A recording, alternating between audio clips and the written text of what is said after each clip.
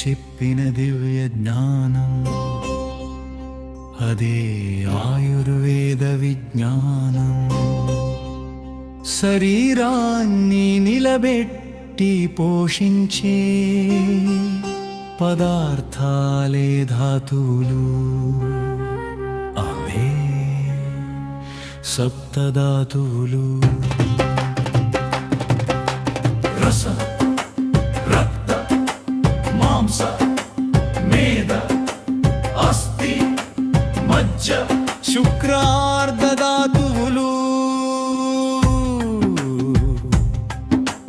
ధాతువుల తయారీ సమయంలో కొన్ని వ్యర్థ పదార్థాలు కూడా ఉత్పత్తి అవుతాయి.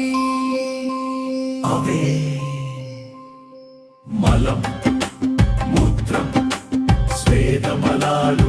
ఇవి శరీరంలోని వ్యర్థాలను తొలగిస్తాయి, శరీరాన్ని శుభ్రంగా ఉంచుతాయి.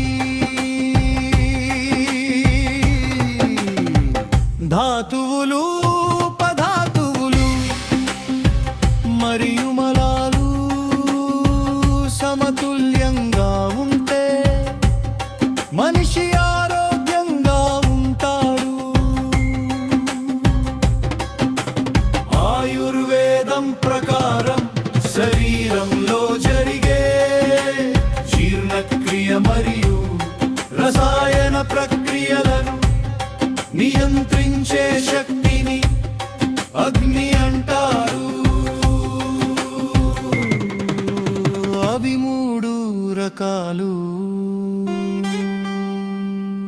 సమాగ్ని, మల్లాగ్ని, తీక్షాగ్ని. అగ్ని సరిగా ఉంటే శరీరంలోని ధాతువులు సరైన విధంగా తయారవుతాయి. ఆయుర్వేదం ప్రకారం శరీరంలో 3 ప్రధాన దోషాలు ఉంటాయి. వాత, పిత్త, పిత్త, కఫ దోషాలు. ఇవి సమతుల్యంగా ఉంటే మనిషి ఆరోగ్యంగా ఉంటాడు.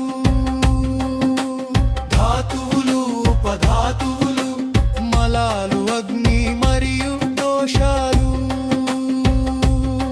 అన్ని సమతుల్యంగా ఉంటే మనిషి పూర్తిగా ఆరోగ్యంగా ఉంటాడు. తినే ఆహారంలో 6 రకాల రుచులుండాలి: మధుర, లవణ, కటు, తిక్త, కషాయ. ఇవి సమపాలులో ఉంటే రోగాలు రావు. మహర్షులు చెప్పిన దివ్య జ్ఞానం, అదే ఆయుర్వేద విజ్ఞానం.